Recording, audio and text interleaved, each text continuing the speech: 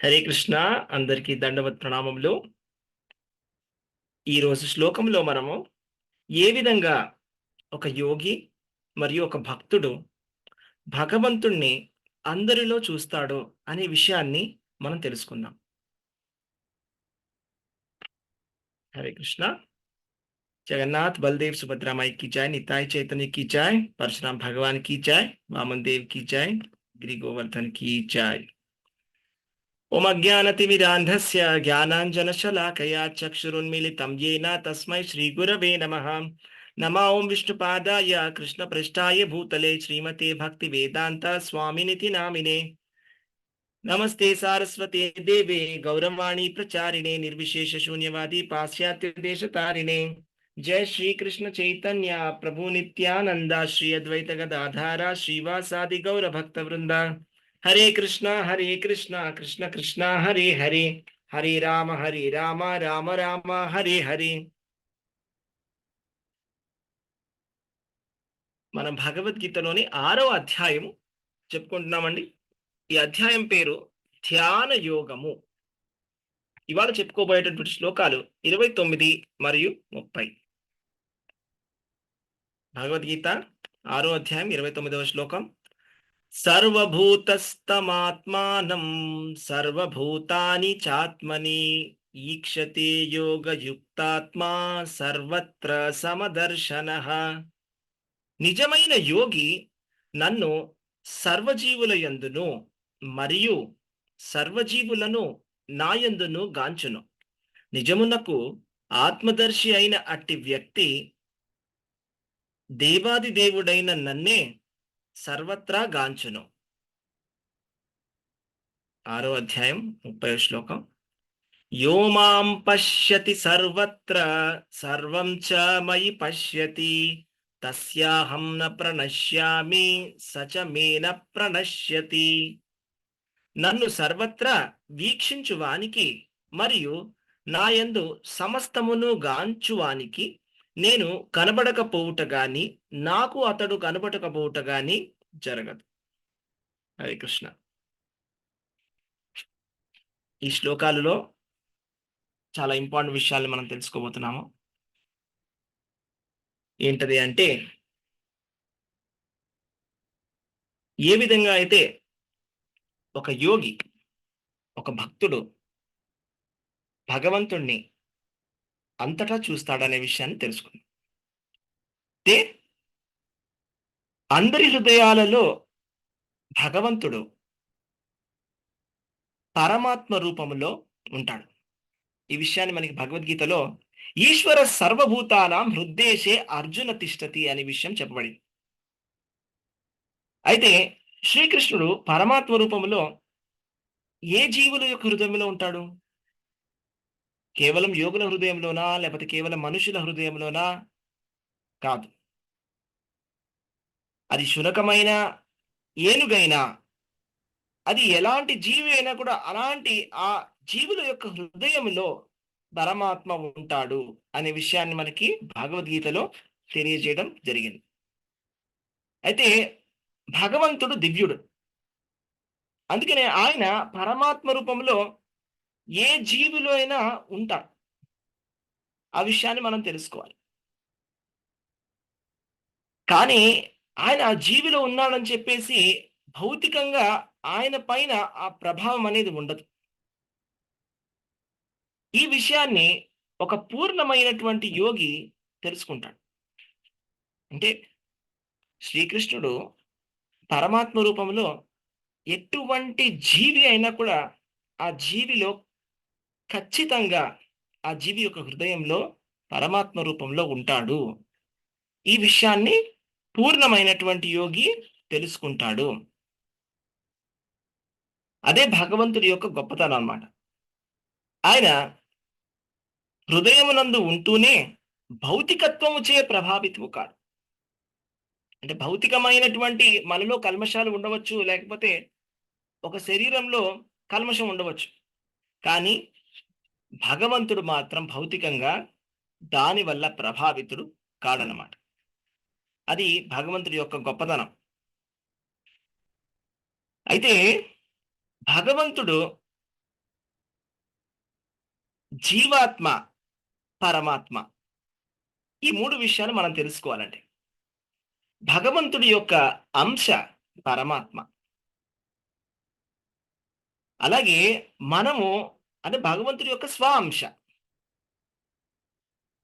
మనం ఏమిటంటే మనం కూడా అంశలమే. కాకపోతే మనం తటస్థ. తటస్థ అంటే ఆహ్, మాయ అనేది బహిరంగ శక్తి, ఆంతరంగిక శక్తి ఒకటుంటుంది. మనము తటస్థ శక్తి. పరమాత్మ అనేది భగవంతుడి యొక్క విస్తారం. ఇది మనం తెలుసుకోవాలనమాట. అంటే జీవాత్మ, పరమాత్మ ఇవి 2 కూడా హృదయంలో ఉంటాయన్నమాట. సో, జీవాత్మకి, పరమాత్మకి మధ్యన భేదం అనేది ఉంటుంది. ఆ భేదాన్ని మనం తెలుసుకోగలగాలి. అయితే ఎవరైతే నిజమైనటువంటి యోగాభ్యాసం చేస్తారో వాళ్ళకి ఈ విషయం కరెక్ట్‌గా తెలుస్తుంది. జీవాత్మ ఎవరు? భగవంతుడి యొక్క అంశ అనే విషయం తెలుస్తుంది. పరమాత్మ ఎవరు? భగవంతుడి యొక్క విస్తారం అనే విషయం తెలుస్తుంది. కానీ ఎవరైతే నిజమైనటువంటి యోగాభ్యాసము చెయ్యరో వాళ్ళకి ఈ స్పష్టత అనేది ఉండదు. వాళ్ళకి ఈ జీవాత్మకి, పరమాత్మకి మధ్య తేడా వాళ్ళు తెలుసుకోలేకపోతారనమాట. అయితే కృష్ణ భక్తి రసభావితుడు అంటే భక్తి యోగి. భక్తి చేసేటువంటి ఒక భక్తుడైతే గనక ఆస్తికుడైనా, నాస్తికుడైనా, ఎలాంటి వాడైనా కూడా వాళ్ళ హృదయంలో పరమాత్మని దర్శించగలడు. అది మనకి స్మృతి శాస్త్రంలో చెప్పారండి. ఆతతత్తాత్వాచ్చ మాతృత్వాచ్చ ఆత్మహి పరమో హరిహి అని చెప్పడం జరిగిందండి శృతిలో. అంటే అందరికీ కారణమైన యున్నందున భగవానుడు తల్లి లేదా పోషకుని వంటి వాడు. భగవంతుడు మనందరికీ కూడా తల్లి లాంటి వాడు. లేకపోతే పోషకుడు లాంటి వాడనమాట. తల్లి తన సమస్త సంతానము ఎడ సమభావముతో ఉండునట్లుగా భగవానుడు తన సంతానము పట్ల సమభావముతో ఉండును. కనుకనే సర్వజీవుల యందు అతడు పరమాత్మగా సదా నిలిచియుందును. ఎటువంటి జీవైనా కూడా భగవంతుణ్ణి మనం మర్చిపోతాం గానీ, భగవంతుడు మననెప్పుడు మర్చిపోడు. మనకి ఒక శరీరం దొరికింది అంటే, ఆ శరీరం దొరకడానికి కారణము మనం కిందటి జన్మలో చేసుకున్నటువంటి కర్మలే కారణం. అయితే మనం చేసుకున్నటువంటి ఈ కర్మల వల్ల మనకి శరీరం ఇవ్వబడుతుందండి.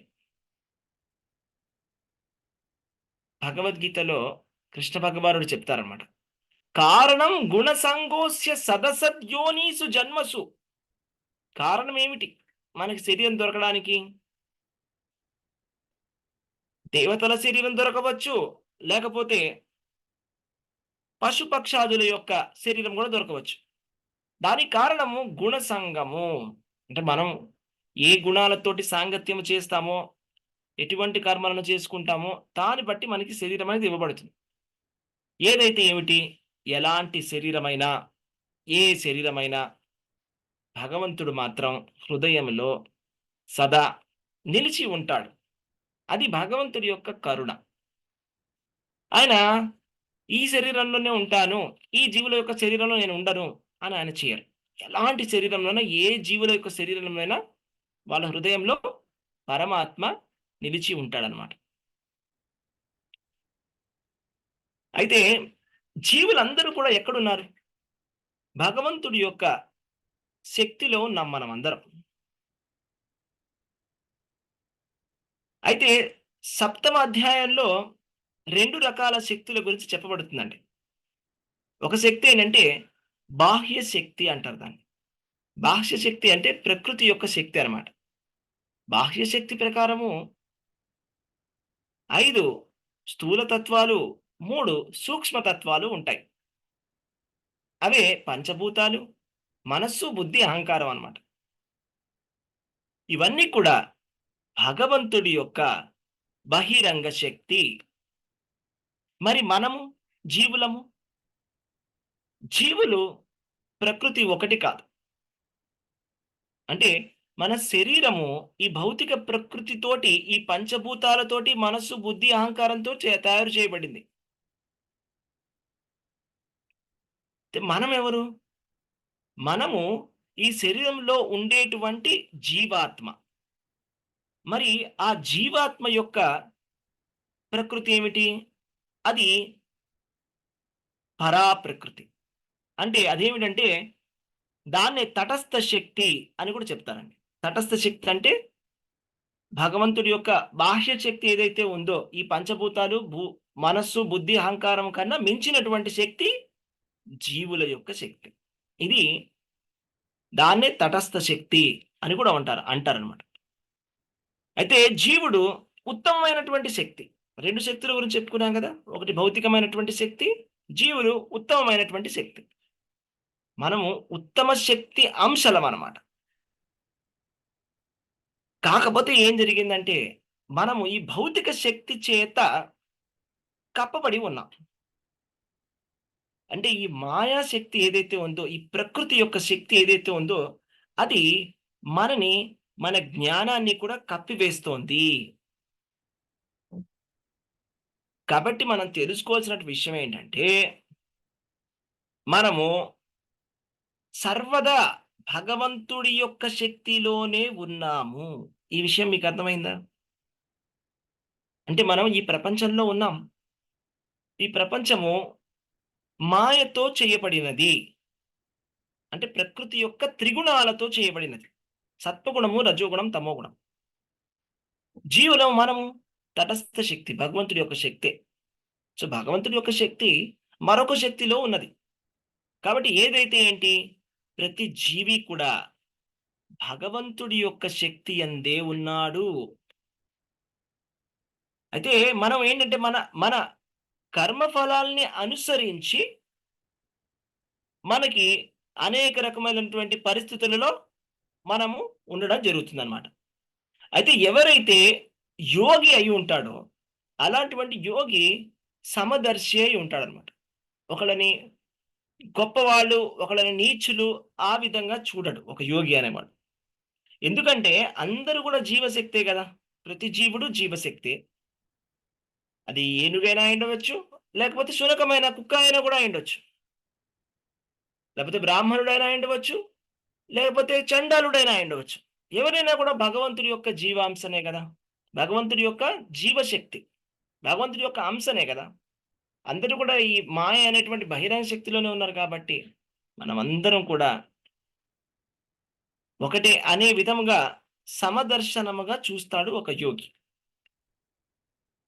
అయితే ఎప్పుడైతే గనక మనము జీవులము ఈ భౌతిక శక్తి నుంచి బయటపడి ఆధ్యాత్మిక శక్తి వైపు మనము నిలిచి ఉంటాము.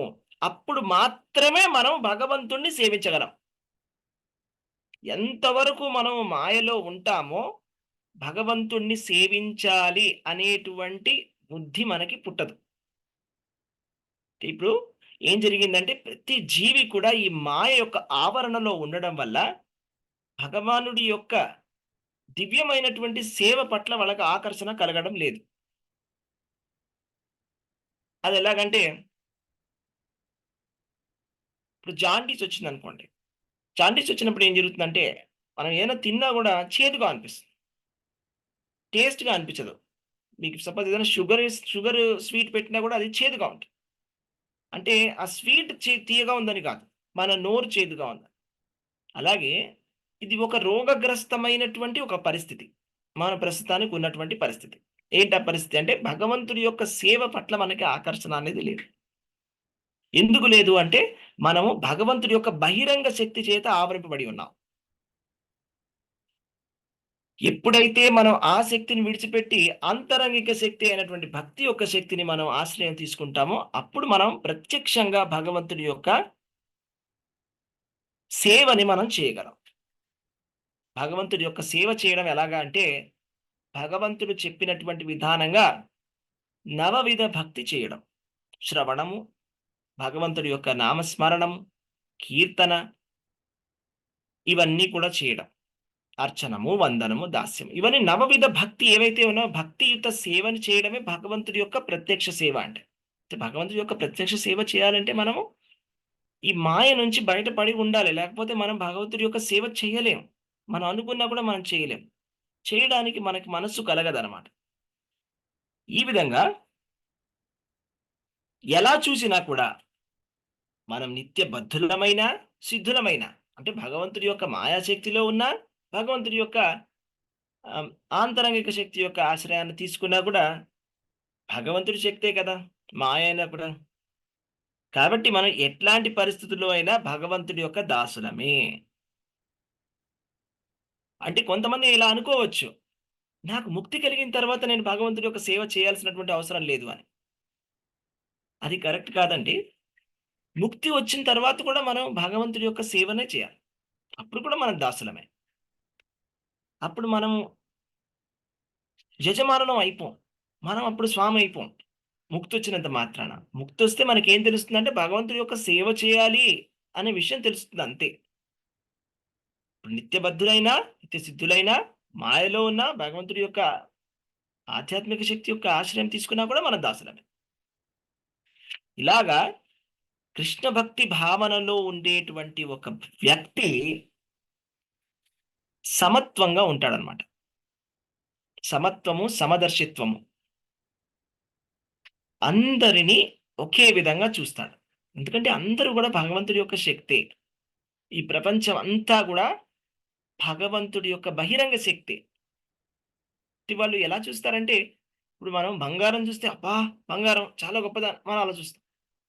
లేకపోతే ఇనుము చూస్తే ఇది ఇనుము వేస్ట్. సమదర్శి అనేటువంటి వాడైతే గనక బంగారమైన, ఇనుమైనా ఏదైతే ఏంటి ప్రకృతి నుంచో వచ్చింది అని సమంగా చూస్తాడు. అది ఒక అడ్వాన్స్‌డ్ స్టేజ్ అన్నమాట. ఆర్టిఫిషియల్‌గా కాదు. Advance stage. అలాగా ఇక్కడ మనం చెప్పుకున్నటువంటి 30 శ్లోకంలో చాలా అద్భుతమైనటువంటి శ్లోకం. ఇందులో ఏం చెప్తున్నారంటే, నన్ను సర్వత్రా వీక్షించువానికి మరియు నాయందు సమస్తమును గాంచువానికి నేను కనుబడుట కనుబడబోవుట గాని, నాకు అతడు కనబడపోవుట గాని జరగదు.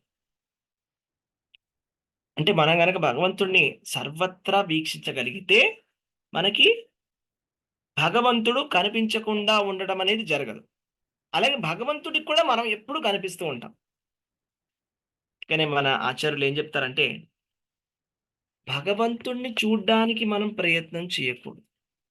మనం ఏం చేయాలంటే, భగవంతుడు మనని చూసేలాగా మనం సేవని చేయాలి. రెండిటికి చాలా తేడా ఉంది. భగవంతుడిని నేను చూస్తాను అనేటువంటి భావనకి, భగవంతుడు నన్ను చూడాలి అనేటువంటి భావనకి చాలా తేడా ఉంది. ఎవరైతే గనక భగవంతుడిని అంతటా చూడగలరో వాళ్ళకి వాళ్ళు భగవంతుడిని మర్చిపోరు. భగవంతుడు కూడా వాళ్ళని మర్చిపోడు. అయితే కృష్ణ భక్తిలో ఉన్నవాళ్ళు కృష్ణ భగవానుడిని సర్వత్రా చూడగలరు. అలాగే కూడా సమస్తము భగవంతుని అందే ఉన్నది అనే విషయాన్ని కూడా తెలుసుకోగలరు. భగవంతుడి అందే సమస్తము ఉన్నదనే విషయాన్ని తెలుసుకోగలరు. దీనికి నేను మీకు ఒక ఉదాహరణకి ఒక కథని చెప్తానండి. ఒకసారి శ్రీకృష్ణ భగవానుడు, బాలకృష్ణుడు ఆయన మట్టి తింటున్నాడు. మట్టి తింటుంటే యశోదమ్మ పిలిచి అడిగింది, "మన్ను తిన్నావా కృష్ణ" అని. కృష్ణుడు అన్నాడు, "లేదే నేనెక్కడ తిన్నాను నేను తినలేదు." నోరు తెరువు అంటే నోరు తెరుస్తా. నోరు తెరిచినప్పుడు ఏం కనిపించింది? ఆయన కడుపులో సమస్త బ్రహ్మాండము, అనంత కోటి విశ్వము అంతా కూడా కనిపించింది. సముద్రాలు, సప్త సముద్రాలు, అన్ని నదులు, పర్వతాలు. చివరికి యశోదమ్మ తనను తాను కూడా చూసుకుంది. అంటే భగవంతుడి యందే సమస్తము ఉన్నది. ఈ విషయాన్ని భక్తుడు గ్రహిస్తాడు. భగవంతుడి యందే సమస్తము ఉన్నది. అలాగే సర్వత్రా భగవంతుడు కూడా నిలిచి ఉన్నాడు. ఏ విధంగా నిలిచి ఉన్నాడు? అంటే పరమాత్మ రూపంలో ఆయన నిలిచి ఉన్నాడు. ఏ విధంగా నిలిచి ఉన్నాడంటే బాహ్య శక్తి, బహిరంగ శక్తి ద్వారా ఆయన నిలిచి ఉన్నాడు.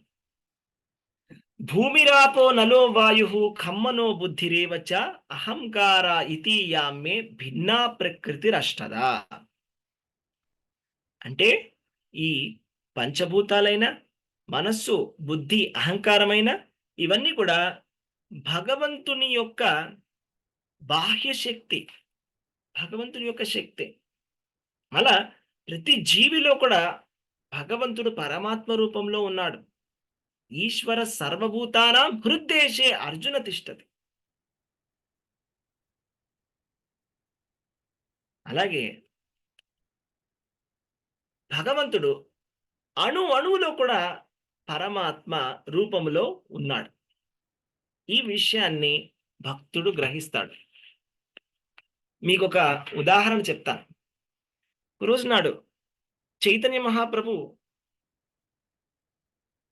శ్రీకృష్ణ భగవానుడి యొక్క విరహములో కృష్ణుడు ఎక్కడ ఉన్నాడు, కృష్ణుడు ఎక్కడ ఉన్నాడు అని వెతుక్కుంటున్నాడంట. ఎవరు ఆట పట్టించడానికి అదిగో నీ కృష్ణుడు నీళ్ళల్లో ఉన్నాడు అన్నాడంట. అది విన్న వెంటనే చైతన్య మహాప్రభు పరిగెత్తుకుంటూ వెళ్ళి ఆ నీళ్ళలోకి దుంకడం జరిగింది. అక్కడ దుంకి ఆయన కళ్ళు తిరిగి పడిపోతాడన్నమాట నీళ్ళలో. సో వాళ్ళందరూ వెళ్ళి ఆయన్ని తీసుకొస్తారు. తీసుకొచ్చి అందరు తిడతారన్నమాట. ఎందుకు అలాగా అబద్ధం చెప్పావు, అక్కడ ఉన్నాడు కృష్ణుడని, అనవసరంగా ఆయన చూసి అలా దుంకేశాడు అని. అయితే అప్పుడు చైతన్య మహాప్రభు లేచి అనంట, ఆయన అబద్ధం చెప్పలేదు, కరెక్ట్ గానే చెప్పాడు. నీళ్ళలో కూడా ఉన్నాడు భగవంతుడు. భగవంతుడు చెప్పాడు కదా, భూమి రాపో నలో వాయువు అని. భూమిలో మరియు అగ్నిలో, వాయువులో, నీళ్లలో ఇవన్నీ కూడా స్వామి యొక్క శక్తే కదా, కరెక్ట్ గానే చెప్పాడు. అంతే దీన్ని ఏమంటారంటే అచింత్య భేదాభేదము అంటారు. అంటే ఇది అచింత్యమైనటువంటి భేదము మరియు అభేదము కూడా ఉన్నది.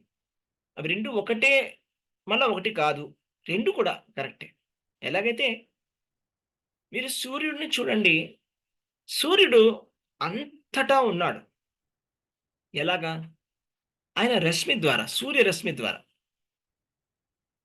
అంటే సూర్యుడు ఒకడే ఉన్నాడు, సూర్యుడు. కానీ ఆయన రశ్మి, సూర్యుడి నుంచి వచ్చేటువంటి రశ్మి ఏదైతే ఉన్నదో అది ప్రపంచం అంతా కూడా వెళ్తోంది. కాబట్టి సూర్యుడు తన సూర్య రశ్మి ద్వారా అంతటా ఉన్నాడు. ఈ విషయాన్ని మనం అర్థం చేసుకోవాలి.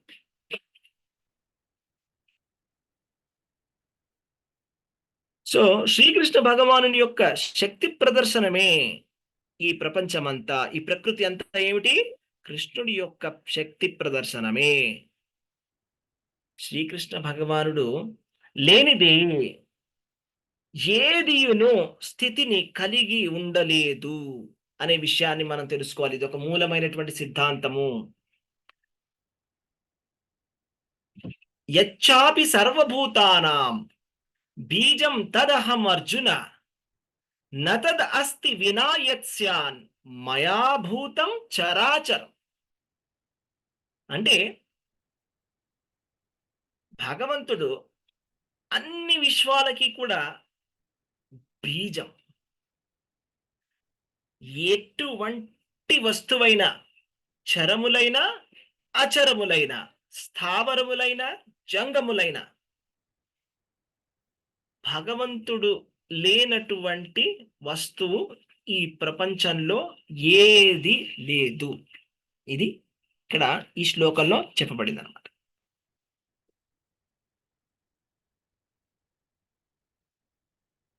కానీ ఈ విషయాన్ని మనం ఎలా తెలుసుకోగలం? ఈ విషయాన్ని మనం తెలుసుకోవాలంటే మనకి భక్తి ఉండాలి, ప్రేమ ఉండాలి. ప్రేమతోటే మనం ఈ విషయాన్ని తెలుసుకోగలము. ప్రేమాంజన చురిత భక్తి విలోచనేన.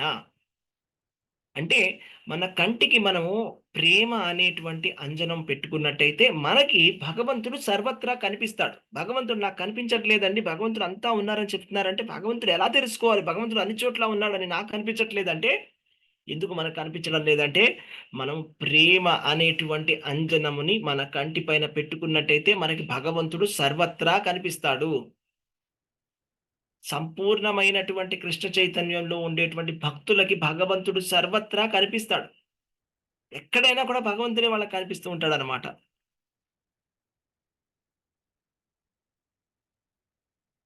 ఈ విషయాన్ని మనం అర్థం చేసుకోవాలి.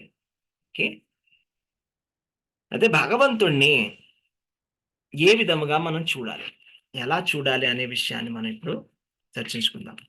భగవంతుణ్ణి ఎలా చూడగలం? మాకు కనిపించట్లేదండి భగవంతుడు అంటే, మీకు ప్రతిరోజు కనిపించేటువంటి వస్తువులలో భగవంతుణ్ణి ఎలా చూడాలి అనే విషయాన్ని చెప్తాను. ఓకే, సో ఓకే, మీ అందరికీ ఒక ప్రశ్న. మీరు రోజు నీళ్లు తాగుతారా? ఎస్, మీకు దాహం వచ్చినప్పుడు నీళ్లు తాగినప్పుడు ఆ నీళ్ల యొక్క రుచి ఎలా ఉంటుంది?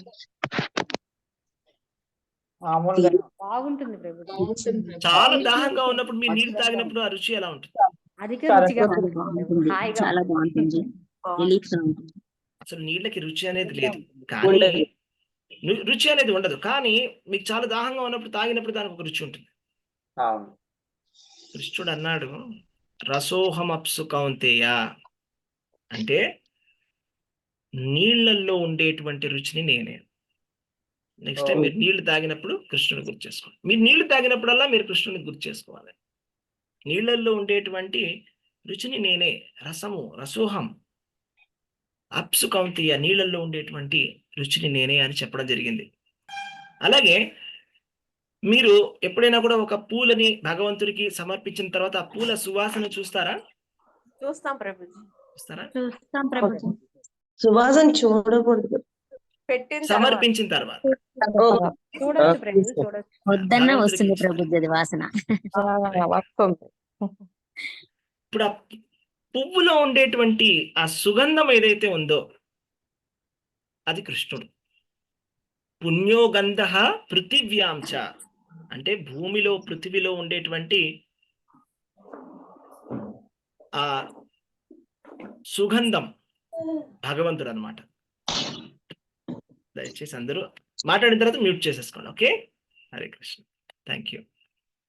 సో ఆ విధంగా మనం చూడవచ్చు. మీరు పొద్దున లేచిన వెంటనే మీరు సూర్యుడి యొక్క వెలుగును చూస్తారా? ఎస్, Yes, ప్రభు. ప్రభుజీ. Yes, ప్రభుజీ. రాత్రి చంద్రుడి యొక్క వెన్నెలను చూస్తారా? చూస్తాం ప్రభుజీ. పొద్దున సూర్యుడి యొక్క రశ్మిని, రాత్రి జాబిలి రెండూ చూస్తాం మనం. అవును. ఇవి రెండు చూసినప్పుడు కూడా కృష్ణుడు ఏం చెప్పాడో తెలుసా?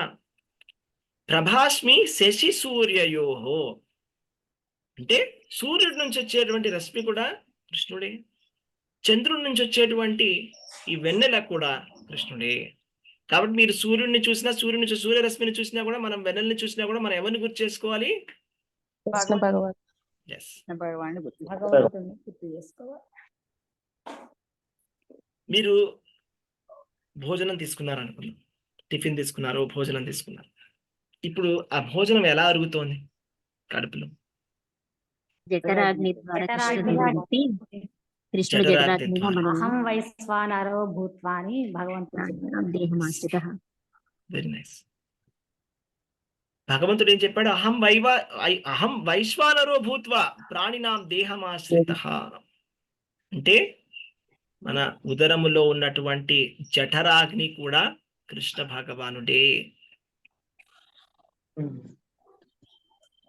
మనం రోజు ఎన్నోసార్లు నీళ్లు తాగుతున్నాం, భోజనం తింటున్నాం, సువాసనలు చూస్తున్నాం, సూర్యుడిని చూస్తున్నాం, చంద్రుణ్ణి చూస్తున్నాం. ఇదంతా కూడా భగవంతుడి యొక్క శక్తే. అంటే మనం భగవంతుడిని తలుచుకోవడానికి ఒక అవకాశం అన్నమాట. ఇవన్నీ చూసినప్పుడు భగవంతుడి యొక్క అవ్యక్తమైనటువంటి శక్తి ఇదంతా కూడా. అలాగ మనం గుర్తు చేసుకోవాలన్నమాట.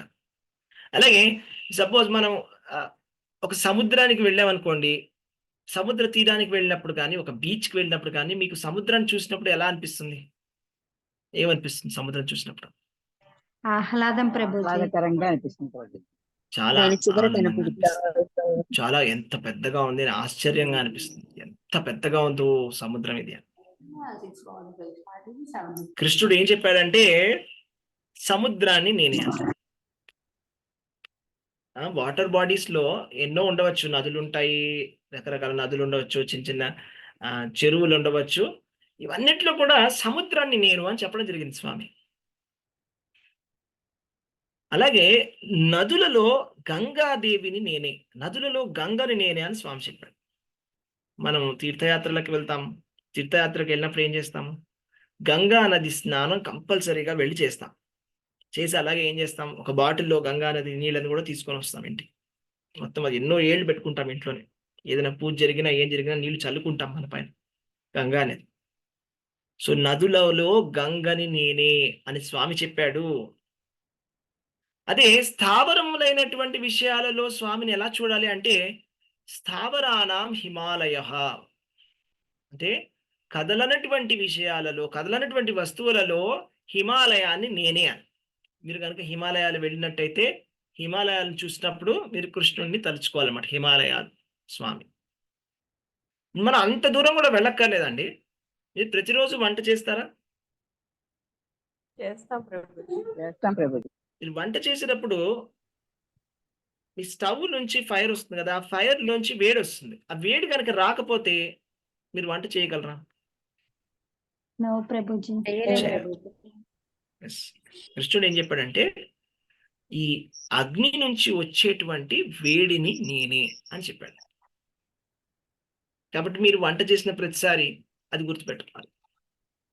భగవంతుడి యొక్క శక్తి, భగవంతుడి యొక్క అచింత్యమైనటువంటి అవ్యక్తమైనటువంటి రూపము అగ్ని, అగ్నిలోని ఈ తేజస్సు, అగ్ని నుంచి వచ్చేటువంటి ఈ వేడి ఏదైతే ఉందో అది స్వామి వల్ల వస్తున్నది, ఇది స్వామి అని మనం తెలుసుకోవాలంట. అవ్యక్తమైనటువంటి రూపం. పవనః పవతామస్మి అంటే దాని అర్థం ఏంటంటే, పవిత్రీకరణ చేసేటువంటి వస్తువులలో గాలిని నేనే. మనం గాలి కూడా ఎప్పుడు వస్తూనే ఉంటుంది. మనం ఎప్పుడైనా కూడా మనకి గాలి రావాలంటే మనం ఏం చేస్తాం? ఇంట్లో విండోస్ ఓపెన్ చేసి కూర్చుంటాం, గాలి వస్తుంది కదా. గాలి కూడా నేనే అని చెప్తున్నాడు స్వామి. శబ్దకే పౌరుషం నృషు. శబ్దకే అంటే మనం ఎప్పుడు మాట్లాడుతూనే ఉంటాం. ఇప్పుడు నేను మాట్లాడుతున్నాను, మీరు వింటున్నారు. లేకపోతే మీరు కూడా మీ మీ మీ ఫ్యామిలీ మెంబర్స్ తోటి ఎప్పుడు కంటిన్యూస్గా మాట్లాడుతూనే ఉంటారు. సో మీరు మాట్లాడినప్పుడు వచ్చేటువంటి శబ్దం ఏదైతే ఉందో, ఆకాశతత్వంలో శబ్దం ఉంటుంది అనమాట. ఆకాశతత్వానికి సంబంధించినటువంటిది శబ్దం. సో ఆకాశతత్వానికి సంబంధించినటువంటి విషయమైనటువంటి శబ్దము భగవంతుడు, ఇది భగవంతుడి యొక్క విభూతి శబ్దం అనేది. ఇప్పుడు మనకు శబ్దం వినిపిస్తుందంటే అది భగవంతుడి యొక్క విభూతి అని మనం అర్థం చేసుకోవాలి. అయితే మరి ఎన్నో శబ్దాలు ఉంటాయి. మరి ఆ శబ్దములలో భగవంతుడు ఎవరు అంటే ప్రణవః. ప్రణవం అంటే ఏంటండి? ఓంకారం. ఓంకారం.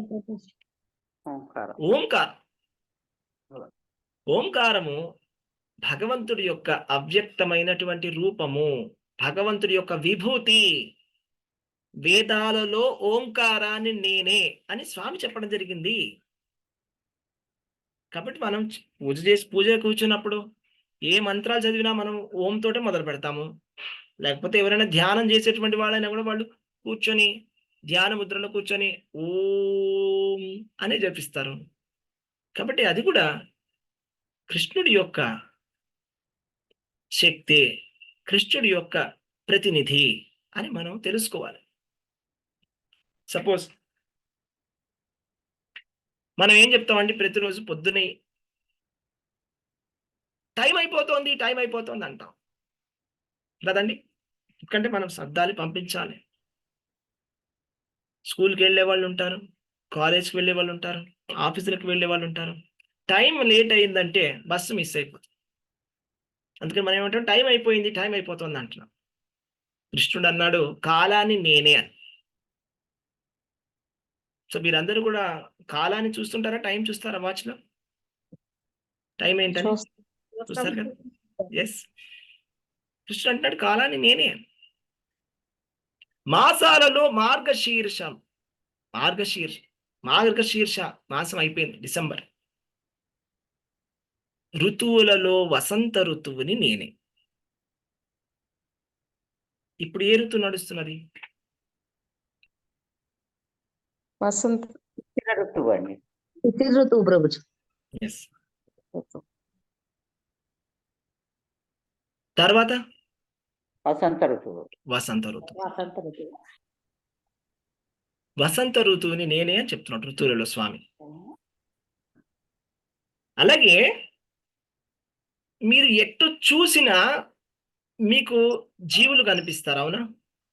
మనుషులు అవును. కనిపించకపోతే ప్రాణులు కనిపిస్తారు, పక్షులు కనిపిస్తాయి, పక్షులు కనిపించకపోతే పురుగులు కనిపిస్తాయి, పురుగులు కనిపించకపోతే ఇంకేదైనా క్రిమి కీటకాలు కనిపించవచ్చు, లేకపోతే చెట్లైనా ఖచ్చితంగా కనిపిస్తాయి. ఒప్పుకుంటారా? ఓకే ప్రభుజీ. అంటే ఈ ప్రాణులన్నిట్లో కూడా ప్రాణము నేనే అని స్వామి చెప్తున్నాడు. అంటే ఏదైనా కూడా జీవంతమైనటువంటి ఒక జీవిని చూసినప్పుడు ప్రతిసారి ఈ జీవిలో ఉండేటువంటి జీవము స్వామే అని తెలుసుకోవాలి మీరు. దానికి నేను ఉదాహరణ చెప్తాను మీకు. ఇప్పుడు ఏదైనా ఒక ప్రాణి ఉందనుకోండి, ఆ ప్రాణి చనిపోయింది అనుకోండి, చనిపోయిన తర్వాత దాని కళేవరం ఉంటుంది. ఆ కళేవరానికి అది బతుకున్నప్పుడు ఉన్నట్టు దానికి తేడా ఏమిటి? శ్వాస ఉంటుంది. చైతన్యం ఉండదు. శ్వాస ఉండదు, చైతన్యం చైతన్యం ఉండదు ఉండదు. ప్రభుజీ. చైతన్యం ఉండదు. అంటే అంటే ఏది నిశ్చయమైంది? అది రెండిట్లో కూడా ఒకటి లేదు. ఏంటంటే చైతన్యం లేదు, శ్వాస ఉంది ప్రభుజీ. శ్వాసలు ఉండదు, చైతన్యం ఉండదు, అందులో ఇంకా పెరుగుదల ఉండేది ఉండదు, అది ఇంకా కదలదు. అది దోమ అయితే ఎగిరి మళ్ళా కుట్టదు, అంతే అలా పడిపోయి ఉంటుంది. కొన్ని రోజుల తర్వాత అది ఏమైపోతుంది? డికే అయిపోతుంది, వాసన వచ్చేస్తుంది, పాడైపోతుంది. అదే అందులో జీవం ఉంటే అది తిరుగుతుంది, పని చేస్తుంది, ఎన్నో పనులు చేస్తుంది. పెరగడము, పుట్టడము, పెరగడము, 6 రకాలైనటువంటి ట్రాన్స్ఫర్మేషన్స్ ఉంటాయి. అవన్నీ కూడా జరుగుతూ ఉంటాయి శరీరంలో జీవుడు ఉన్నంత వరకు. అంటే జీవులలో ప్రాణం ఉంది అంటే అది భగవంతుడి యొక్క అంశ. అంటే మీరు ఏ జీవిని చూసినా మనం ఏంటంటే నార్మల్గా చూసేస్తాం, ఏముంది, ఇతను ఉన్నాడు అతను ఉన్నాడు అని. కానీ మీరు ఈ జ్ఞానం ద్వారా చూడండి, చూసేటప్పుడు అబ్బా ఇక్కడ జీవులు ఉన్నారు అంటే చైతన్యం ఉంది వీళ్ళల్లో అంటే అది ఎవరు? భగవంతుడి యొక్క అంశ అని మీరు భగవంతుడిని దర్శించడానికి ప్రయత్నం చేయాలి. భగవంతుడి యొక్క అంశం ఉన్నదండి అది. ఆ అంశ కనుక వెళ్ళిపోయిందంటే ఇంకా అది కదలదు, ఆ శరీరం అలాగే అలా పడిపోయి ఉంటుంది జడంగా. అలాగా మనము భగవంతుణ్ణి దర్శించాలి. ఇప్పుడు మనం ఇప్పుడే చెప్పుకున్నాం ఏంటంటే ఒక చిన్న క్రిమి లేకపోతే ఒక చిన్న పశువు కనుక పశువు ఏమైనా చనిపోయిందంటే అది ఎలా చనిపోయింది? చావు వల్ల చనిపోయింది. అంటే చావు అనేది ఖచ్చితంగా వస్తుంది, 100%. అది ఎవరైనా కూడా చావాల్సిందే. అంటే మరణం అనేది ఎవ్వరూ తప్పించుకోలేరు. హిరణ్యకశిపుడు చాలా ప్రయత్నం చేశాడు, ఆయన వల్ల కూడా కాలేదు. మరణం అనేది ఎవరికైనా వస్తుంది. మనం అనుకుంటాము దేవతలకి మరి అమరత్వం వచ్చింది కదా, అమృతం తాగారు కదా అంటే వాళ్ళకు కూడా ఉంటుందండి మరణం. అమరులు అంటే ఎప్పటికీ చనిపోరని కాదు. దాని అర్థం ఏంటంటే వాళ్ళు ఒక మన్వంతరం పాటు ఉంటారని అంతే. ఒక 71 యుగాలు వరకు ఉంటారు, చతుర్యుగాలు అంతే. అది కూడా మాక్సిమం అంతవరకు. దాని తర్వాత ఉండరు. ఎప్పటికీ చిరకాలం ఉంటారని అనుకోవద్దు, అలా ఎవ్వరు ఉండరు. అంటే మరణం ఉంది కదా. కృష్ణ భగవానుడు ఏమనంటే మరణము నేనే అని చెప్పాడు. మృత్యు సర్వహరశ్చాస్మి, అన్నిటినీ హరిస్తాడట స్వామి. మనం ఎన్నో విషయాలని మనం మనవి అని అనుకుంటాం, ఇది నాది, ఇదిగో ఇది నా ఆస్తి, ఇదిగో ఇది నా వాళ్ళు, ఇది నేను ఇంత చేసుకున్నాను, ఇంత పేరుంది నాకు, ఎంత మంచివాడిని నేను అనుకుంటాం. కానీ మృత్యు సర్వహరశ్చ, మృత్యువు వచ్చిందంటే అన్నిటినీ లాగేసుకుని వెళ్ళిపోతుంది, ఏది మిగలదు మన దగ్గర, అన్ని లాక్కుని వెళ్ళిపోతుంది. స్వామి అంటున్నాడు మృత్యువుని నేనే అని. అదే కనుక మీరు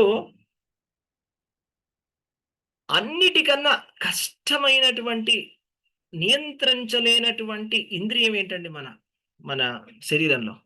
మనస్సు ప్రభుజీ.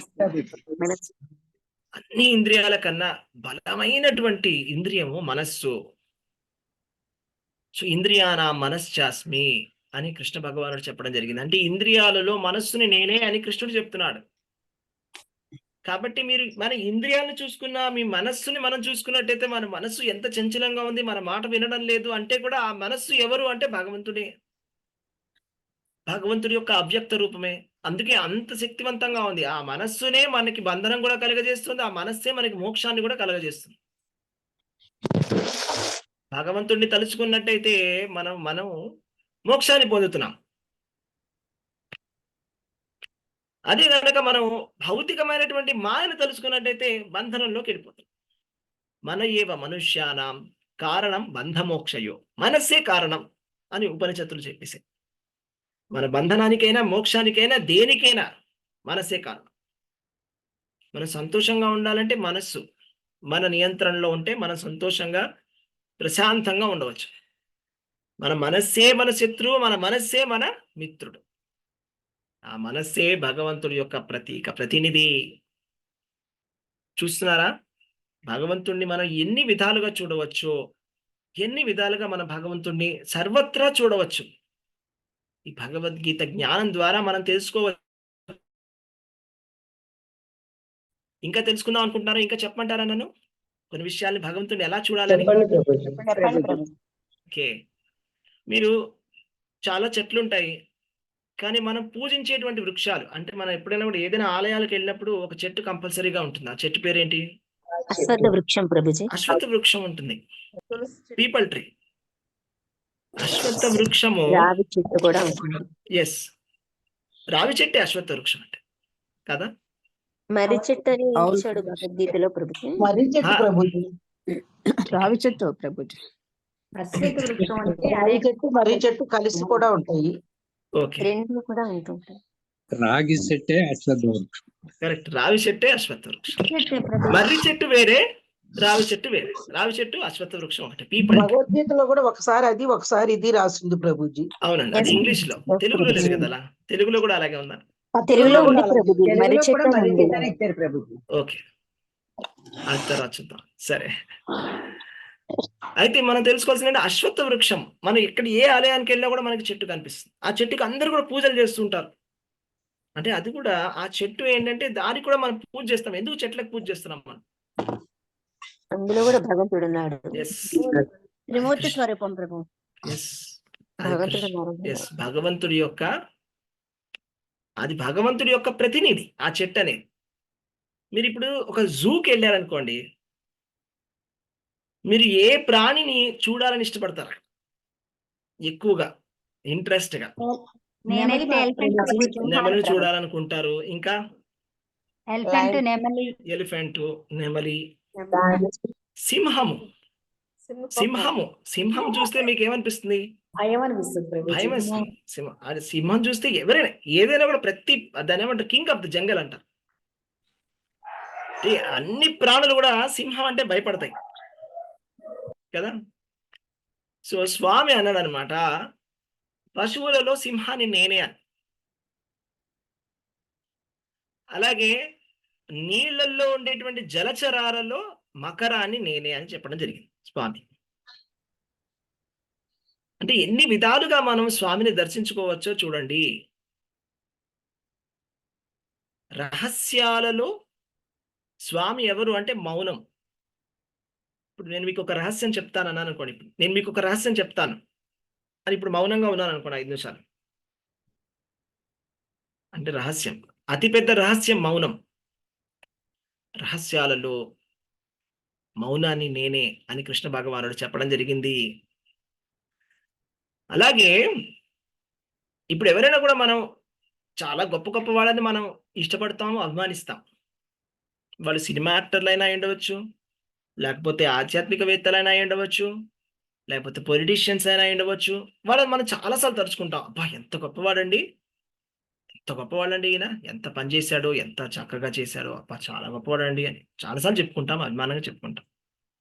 అయితే ఆ మనిషిలో ఉన్నటువంటి శక్తి, ఆ మనిషిలో ఉన్నటువంటి ఆ ఎబిలిటీ నేనే అని కృష్ణుడు చెప్తున్నాడు. అంటే బలం బలవతాం చ అహం, అంటే బలమైనటువంటి వాళ్ళలో, కుస్తీ పట్టే వాళ్ళు ఉంటారు, ఒలింపిక్స్ ఆడే వాళ్ళు ఉంటారు, వెయిట్ లిఫ్టింగ్ చేసే వాళ్ళు ఉంటారు.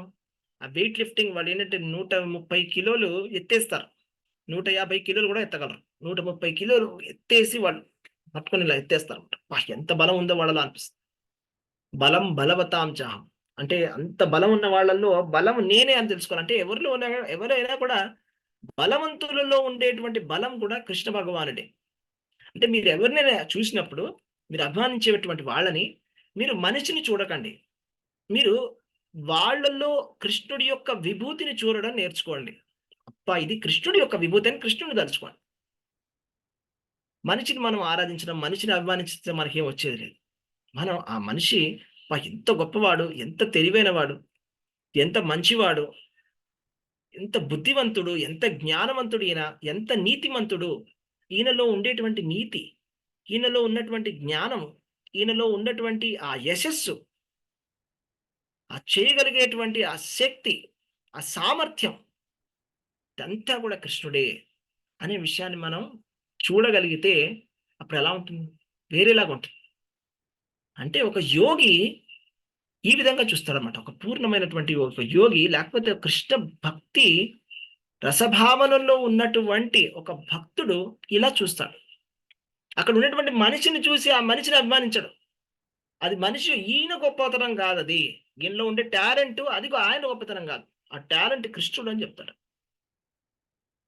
ఇప్పుడు ఎవరైనా క్రీడాకారుడు అయి ఉండవచ్చు, ఎంత చక్కగా ఆడుతున్నాడండి క్రికెట్, అది ఆయన స్పెషాలిటీ కాదు, అది కృష్ణుడి స్పెషాలిటీ. దానికి మీకు ఒక ఎగ్జాంపుల్ చెప్తాను. అర్జునుడు మనందరికి తెలుసు, చాలా గొప్ప యోద్ధ అని, మహారథి, ఏ యుద్ధమైనా గెలిచేస్తాడు ఆయన. అయితే ఏం జరిగిందంట, ఎప్పుడైతే శ్రీకృష్ణ భగవానుడు ఈ ప్రపంచాన్ని విడిచి తన గోలోక ధామానికి వెళ్ళిపోయాడో అప్పుడు అర్జునుడు కృష్ణుని చూడడానికి ద్వారకు వచ్చాడంట. ద్వారకు వచ్చినప్పుడు కొంతమంది గొల్ల వాళ్ళు ఆయనతో యుద్ధానికి వస్తారు. వచ్చినప్పుడు వాళ్ళ దగ్గర కర్రలు ఉన్నాయంట, ఈయన దగ్గర గాంధీవం అర్జునుడు, వాళ్ళ దగ్గర కర్రబొర్రలు, వాళ్ళు ఈయన ఓడగొట్టేశారంట. అర్జునుడు ఆశ్చర్యపోయాడు, నేను ఎప్పుడు జీవితంలో ఓడిపోలేదు, ప్రతి యుద్ధాన్ని గెలిచాను, నా చేతిలో గాంధీవం ఉంది, నాకు ఎంత టాలెంట్ ఉంది, అసలు నేను ఎంత సూపర్ మంచిగా చేయగలను, ఇంత బాగా నేను బాణాలు వేయగలను, కర్రపుల్లలు ఉన్న వీళ్ళతో ఓడిపోయానేంట. అప్పుడు అర్థమైంది అనమాట. దీన్ని బట్టి మనకి ఏం తెలుసుకోవచ్చు, దీన్ని బట్టి మనం ఏం తెలుసుకోవాలి? భగవంతుడు ఇచ్చలేదే మనం ఏమీ చేయలేము. అన్ని తీసుకోవాలమ్మా. మనిషిలో ఉండేటువంటి సామర్థ్యం ఎవరు అంటే కృష్ణుడే. అంతే. అర్జునుడిలో ఉండేటువంటి సామర్థ్యము కృష్ణ భగవానుడే. ఎప్పుడైతే కృష్ణుడు అది తీసేయాలని కోరుకుంటాడో ఇంకా అది ఉండదు. అలాగే మనం గొప్ప గొప్ప వాళ్ళని చూస్తాం, పెద్ద పెద్ద స్టార్స్ ఉంటారు, మైక్ టైసన్ అలాంటి వాళ్ళు ఎంతో చాలా బాగా వాళ్ళు చేసేవాళ్ళు బాక్సింగ్. ఆయన సడన్ గా పాపం ఆయన రోగగ్రస్తుడయ్యాడు, అంతా పోయి ఒక్కసారిగా పోయి. భగవంతుడు ఎప్పుడు తీసేయాలనుకుంటాడో మనం చెప్పలేం, అది మనం తెలుసుకోవాలి. అంటే మనకి ఏం జరుగుతుందంటే, మనం ఆ టాలెంట్ ఉన్నంత వరకు, సామర్థ్యం ఉన్నంత వరకు నేను చాలా గొప్పవాడిని మనం ఫీల్ అయిపోతుంటాం కదండి. లేకపోతే మనం మిగతా వాళ్ళలో చూసి అబ్బా ఇతను చాలా గొప్పవాడని, అతను గొప్పవాడు కాదు, నేను గొప్పవాడిని కాదు. ఈ సామర్థ్యం అంతా కూడా భగవంతుడే, కృష్ణుడే. అది చూసేటువంటి ఆ దృష్టికోణం మనకుండా, ఆ దృష్టికోణం మనకు కేవలం ప్రేమ వల్లనే కలుగుతుంది అనమాట. కృష్ణుడి పట్ల ఉండేటువంటి భక్తి వల్ల మాత్రమే ఈ దృష్టికోణంతో మనం చూడవచ్చు, లేకపోతే మనం చూడలేం. ఓకే, అలాగే ఇంకా నేను మీకు చెప్తాను ఎగ్జాంపుల్స్. సపోజ్ మీరు సిగ్నల్ దాటేశారు అనుకోండి, సిగ్నల్ దాటినప్పుడు ట్రాఫిక్ పోలీస్ వచ్చి మీకు చలాన్ ఇచ్చాడు అనుకోండి, అప్పుడు కృష్ణుని ఎలా తలుచుకుంటారు? చేసిన తప్పు కూడా కాదు, దండో దమయతాం అస్మి అన్నాడు స్వామి. దండో దమయతాం అస్మి అంటే కృష్ణుడు దండం, అంటే మనకు ఉన్నటువంటి దండన, పనిష్మెంట్. మనకి ఏదైనా పనిష్మెంట్ ఇచ్చారనుకోండి, ట్యాక్స్ వాళ్ళు కానీ, గవర్నమెంట్ కానీ, ఎవరైనా కూడా, లేకపోతే తల్లిదండ్రులు పిల్లలకి పనిష్మెంట్ ఇచ్చారనుకోండి, లేకపోతే గవర్నమెంట్ ఇచ్చింది అనుకోండి పనిష్మెంట్. సో ఈ పనిష్మెంట్ కూడా నేనే అని చెప్తాడు స్వామి. దండో దమయతాం అస్మి ఓకే.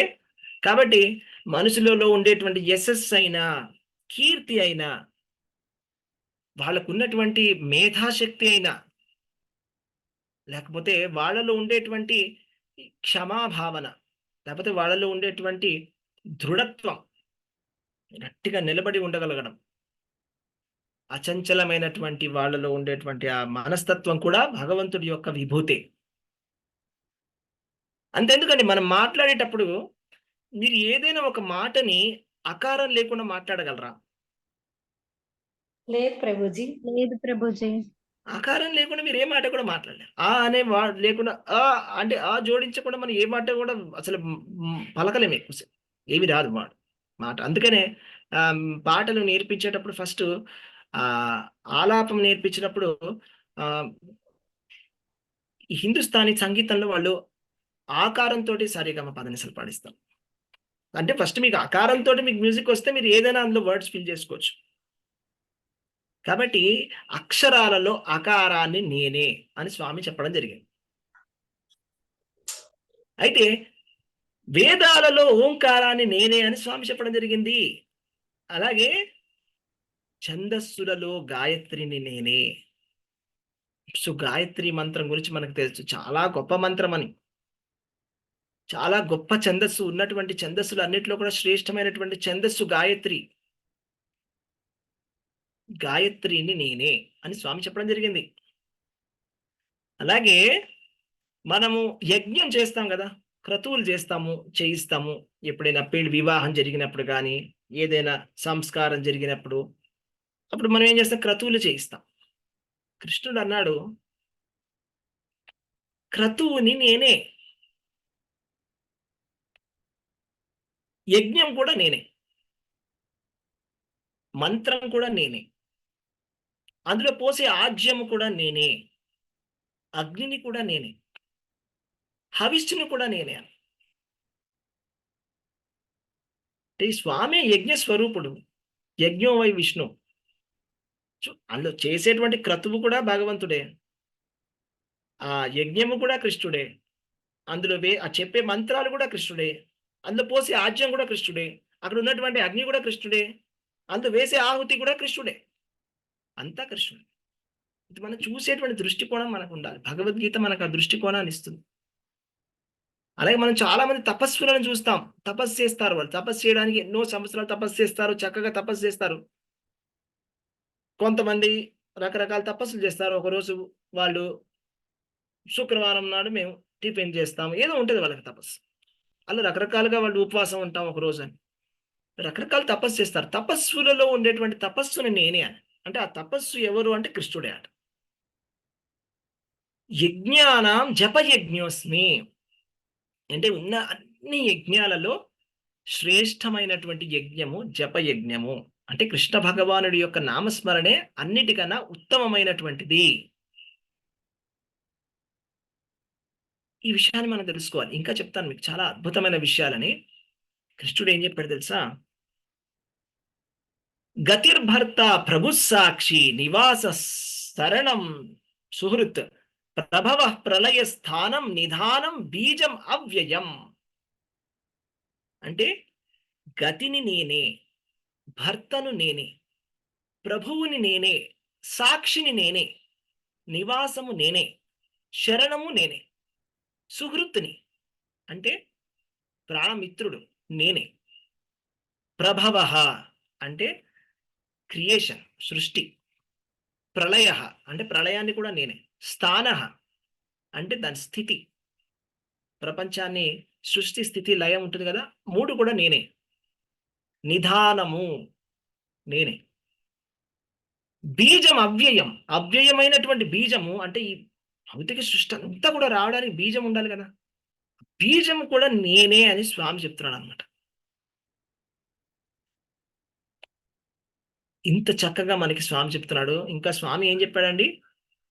పితాహం అస్య జగతో మాతా ధాత పితామహ వేద్యం పవిత్రం ఓంకార రుక్ సామ యజురేవచ. అంటే తండ్రిని నేనే, అంటే ఈ భౌతిక ప్రపంచానికి విశ్వానికి తండ్రి. పితాహం తండ్రి కృష్ణుడు, మాత తల్లి కూడా కృష్ణుడే. ధాత సపోర్ట్, పితామహ అంటే పితామహుడు, వేద్యం అంటే తెలుసుకోవలసినటువంటి విషయం కూడా కృష్ణుడే, పవిత్రం అంటే పవిత్రమైనటువంటి విషయం కూడా కృష్ణుడే, ఓంకార ఓంకారం కూడా కృష్ణుడే, రుక్సామ యజురేవచ వేదాలంతా కూడా కృష్ణుడే. కాబట్టి కృష్ణుణ్ణి మనం చూడాలి అంటే మనకు కావాల్సింది ఏంటంటే భక్తి. భక్తితోటి మనం చూడగలం. భక్త్యా మాం అభిజానాతి యావన్ యశ్చాస్మి చార్జున. భగవంతుణ్ణి అంతా మనం అంతటా దర్శించగలగాలి. అంతా భగవంతుడి యొక్క శక్తి విస్తారమే. అంతా కూడా భగవంతుడిలోనే, కృష్ణుడిలోనే ఉన్నారు. అందరూ అంతా కూడా కృష్ణుడిలోనే ఉన్నారు. ఆయన కూడా నిధానం, ఆయనే ఆశ్రయం, ఆయనే నివాసం, ఆయనే గతి అనే విషయాన్ని మనం తెలుసుకోవాలంటే మనకు కావాల్సింది ఏంటంటే ప్రేమ. కృష్ణుడి పట్ల ప్రేమ మనకి ఉండాలి, భక్తి ఉండాలి. ఇది ఉన్నట్లయితే మనము కృష్ణుణ్ణి తెలుసుకోగలము. అయితే మరి ఇప్పటివరకు మనం చెప్పుకున్నటువంటివన్నీ కూడా అవ్యక్తమైనటువంటి రూపాలు. అవ్యక్తము, వ్యక్తము. వ్యక్తమైనటువంటి రూపంలో కృష్ణుడికి, కృష్ణ నామానికి ఎటువంటి భేదం అనేది లేదు. కృష్ణ నామానికి, కృష్ణుడికి ఎటువంటి భేదం అనేది లేదు. మీరు కృష్ణుడితోటి డైరెక్ట్ గా మీరు అసోసియేట్ అవ్వాలంటే కృష్ణనామం జపం చేయండి. కృష్ణనామం మీరు జపం చేస్తే కృష్ణుడు మీతోటే ఉన్నట్టు, అంటే మీ పక్కనే కూర్చున్నట్టు కృష్ణుడు. మీరు కృష్ణనామం చెప్పేంత వరకు మీరు కృష్ణుడితోటే ఉన్నారు. కాబట్టి మనము కృష్ణుడి నామాన్ని గురించి తెలుసుకోవాలి, కృష్ణుడి నామాన్ని జపం చేయాలి. ఇది చేస్తే మనకి భక్తి కలుగుతుంది, ప్రేమ కలుగుతుంది, భగవంతుణ్ణి సర్వత్రా దర్శించగలిగేటువంటి ఒక దృఢ విశ్వాసము కలుగుతుంది. కాబట్టి మనం అందరం కూడా ఒకసారి దయచేసి హరే కృష్ణ మహామంత్రం చెప్పండి. హరే కృష్ణ హరే కృష్ణ కృష్ణ కృష్ణ హరే హరే, హరే రామ హరే రామ రామ రామ హరే హరే. హరే హరే కృష్ణ. హరే. సో ఆ విధంగా మనం ఈ 2 శ్లోకాలను చెప్పుకోవడం జరిగింది. అంటే ఏంటి శ్లోకాలు మనం చెప్పుకున్నది ఇప్పటివరకు అంటే, నిజమైనటువంటి యోగి కృష్ణుణ్ణి సర్వజీవుల యందు పరమాత్మ రూపంలో దర్శిస్తాడు. అలాగే సర్వజీవులని కూడా కృష్ణుడి యొక్క శక్తి, కృష్ణుడి యొక్క బహిరంగ శక్తిలో ఉన్నారనేటువంటి విషయాన్ని వాళ్ళు గ్రహిస్తారు. అలాగే ఆ విధంగా కృష్ణుడిని సర్వత్రా చూసే వాళ్ళని, అలాగే కృష్ణుడిలోనే సర్వము ఉన్నది అనే విషయాన్ని చూసే వాళ్ళకి, వాళ్ళు కృష్ణుడిని మర్చిపోరు ఎప్పుడు, కృష్ణుడు కూడా వాళ్ళని మర్చిపోడు. కాబట్టి మనమందరం కూడా అలాగా కృష్ణుడిని గుర్తు చేసుకోవడానికి ప్రయత్నం చేద్దాం. అలా గుర్తు చేసుకోవడానికి ఉన్నటువంటి సులభమైన పద్ధతే ఈ కృష్ణనామ జపము. అందరూ కూడా ప్రతిరోజు చక్కగా టైం తీసుకొని కృష్ణనామ జపం చేయండి. దయచేసి కృష్ణనామ జపం చేయండి. వేరే పనులన్నీ ఆపి, అన్ని వేరే పనులతో పాటు కాకుండా సపరేట్గా జపమాల తీసుకొని చక్కగా కూర్చొని కృష్ణనామము జపమాలలో ఈ 16 మాలల జపం చేయడానికి ప్రయత్నం చేయండి. ఓకే, హరే కృష్ణ. ధరత్ ప్రణాములు. హరే కృష్ణ ప్రభుజీ, ప్రణామాలు. ప్రణామాలు. హరే కృష్ణ. ప్రభుజీ, మౌనం దైవంతో సమానమని ఫస్ట్ టైం తెలుసుకున్నట్టుగా అనిపిస్తుంది ప్రభుజీ. అలాగే అందుకని నా ప్రభుజీ ఎవరైనా పరంపదించినప్పుడు వెళ్ళి అక్కడ మౌనం చేస్తారు 2 minutes. అయి ఉండవచ్చు మాతాజీ. రహస్యములలో మౌనం అని చెప్పారు స్వామి. ఎస్, చెప్పండి. ప్రభుజీ క్రతువు అంటే క్రతువు అంటే మనం చేసే ఏదైనా కూడా ఇప్పుడు ఒక యజ్ఞం కానీ, ఒక పూజ కానీ, ఒక ఫంక్షన్ కానీ, ఇవన్నీ కూడా క్రతువులు అంటారు. కర్మకాండాలని క్రతువులు అని పిలుస్తాం. యజ్ఞం చేయడానికి చేసే క్రతువులు అంటాం. హరే కృష్ణ ప్రభుజీ. హరే కృష్ణ ప్రభుజీ. ఈ 2 శ్లోకాల్లో మనం తెలుసుకున్నటువంటి చాలా చెప్పారండి, చాలా తెలుసుకున్నాం. శ్లోకంతో అంటే అన్నిటిలో నేనే ఉన్నాను కానీ నేను వాని యందు లేను అనే శ్లోకాన్ని ఎలా అన్వయించాలి ప్రభు? ఎలా అన్వయించాలంటే అన్నిటి యందు నేనే ఉన్నాను, కానీ వాని యందు నేను లేనంటాడు. వాని యందు నేను లేను. ఇవన్నీ ఏంటంటే ఒక అవ్యక్తమైనటువంటి రూపాలు అనమాట. ఇవన్నీ కూడా భగవంతుడి యొక్క అవ్యక్తమైన రూపం. అది ఎలాగా అంటే మీకు ఒక ఎగ్జాంపుల్ చెప్తాను, మీకు క్లియర్ గా అర్థమవుతుంది. ఆ ఇప్పుడు కొంతమంది మెజిషియన్స్ ఉంటారు కదా, పిసి సర్కార్ మెజిషియన్, మ్యాజిక్ చేస్తారు. వాళ్ళు మ్యాజిక్ చేసినప్పుడు ఏదైనా ఒక ఒక ఒక ప్రొజెక్షన్ తయారు చేస్తారు. ఫర్ ఎగ్జాంపుల్ ఒక ఒక ఒక ఇల్యూషన్, అంటే లేని విషయాన్ని కనిపించేలా చేస్తారు. సో ఇప్పుడు ఒక పిసి సర్కారు ఒక పెద్ద ఒక ఆవు కనిపించేలా చేశాడు అనుకోండి తన మ్యాజిక్ తోటి. ఇలా ఒక ఆవు కనిపిస్తుంది సడన్ గా ఒక 2 minutes, బట్ అది రియల్ గా అక్కడ లేదు, బట్ అలా కనిపిస్తూ ఉందేమో అని మీకు అలా అనిపిస్తుంది. అదంతా కూడా ఏంటంటే ఒక ఇల్యూషన్. మళ్ళీ ఒక 2 నిమిషాల తర్వాత మళ్ళీ లాగేసుకుంటాడు దానికి. అయితే ఇప్పుడు ఉన్నటువంటి ఆ ఇల్యూషన్ ఏదైతే ఉందో, మరి అందులో ఈ మెజిషియన్ ఉన్నాడా? లేదు. కానీ ఈయన నుంచి వచ్చింది కదా ఆ ఇల్యూషన్ అనేది, ఈ లోపలికే మన వెనక్కి వెళ్ళిపోయింది.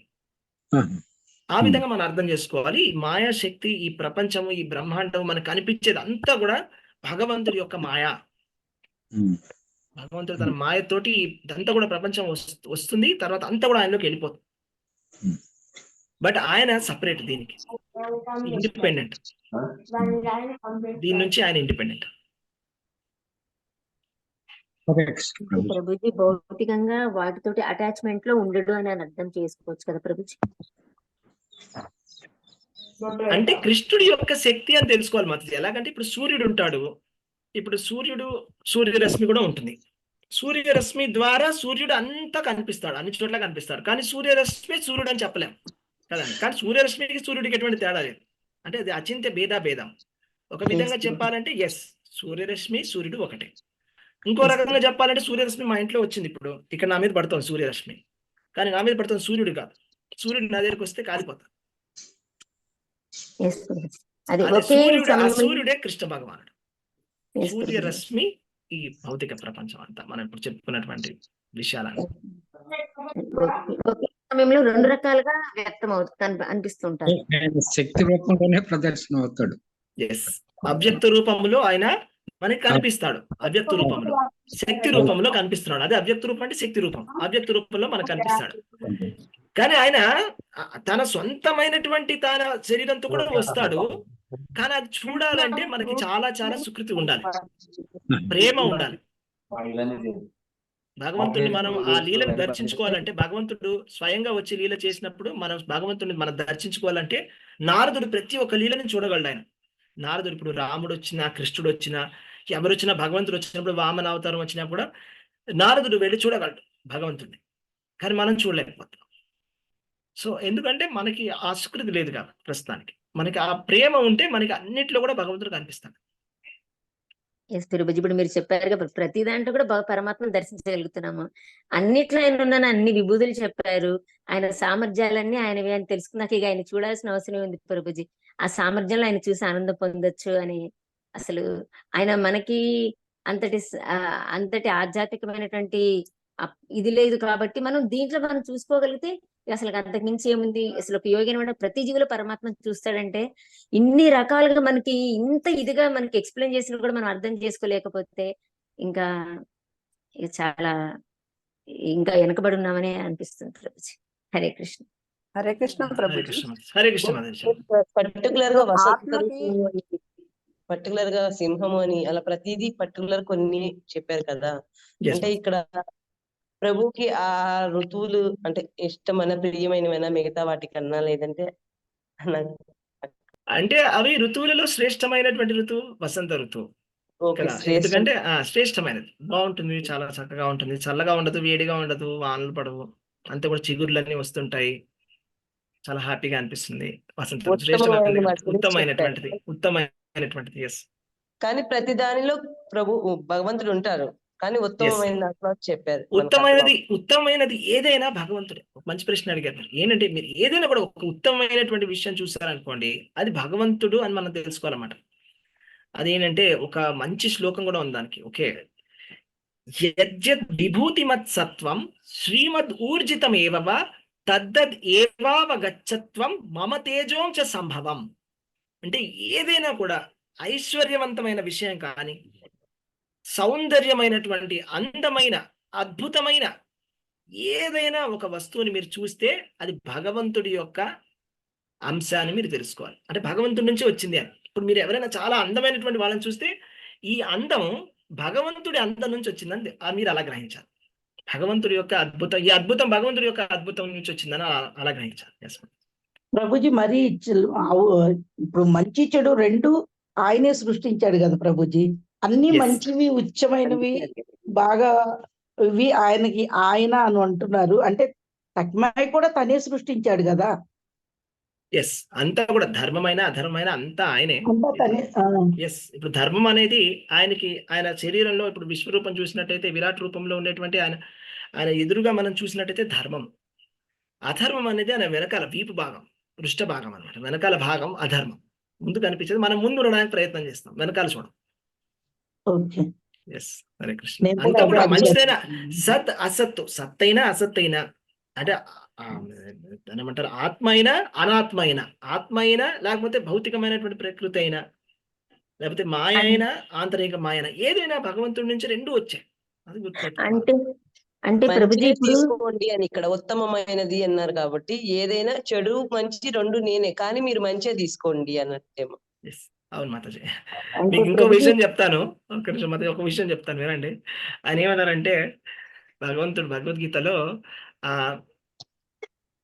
మోసం చేసే విషయాలలో జూదాన్ని నేను అని కృష్ణుడు చెప్పాడు భగవద్గీతలో. అంటే దాని అర్థం ఏంటంటే, అంటే మోసగాళ్ళకి మోసగాడని స్వామి. అది మనం గుర్తుపెట్టుకోవాలి. మనం మోసం చేయడానికి ప్రయత్నం చేయడం భగవంతుడిని. ఎందుకంటే మోసం చేసే విషయాల్లో జూదం నేనే అని. జూదం అన్నిటికన్నా దారుణం. ఎవరైనా జూదం ఆడారంటే వాళ్ళు మొత్తం అంత సర్వం కోల్పోతారు. చాలా డేంజర్ అది. కాబట్టి భగవంతుడు ఏదైనా సూపర్లేటివ్ ఆయనే, ఉత్తమమైనది ఆయనే.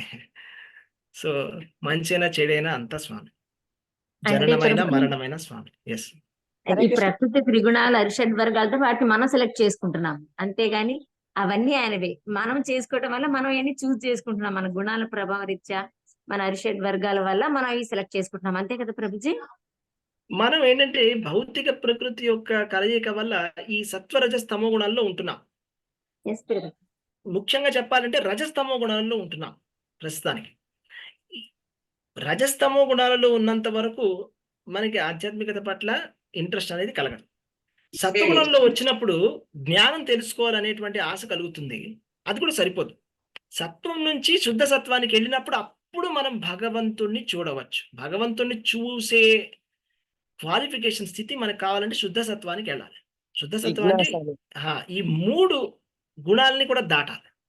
ప్రస్తుతానికి రజస్తమో గుణంలో ఉన్నాము. సత్వగుణంలోకి వచ్చి సత్వగుణం నుంచి అక్కడ నుంచి మళ్ళీ కూడా పైకి జంప్ చేస్తే శుద్ధ సత్వంలోకి వస్తే అప్పుడు మనకి భగవంతుడు కనిపిస్తాడు.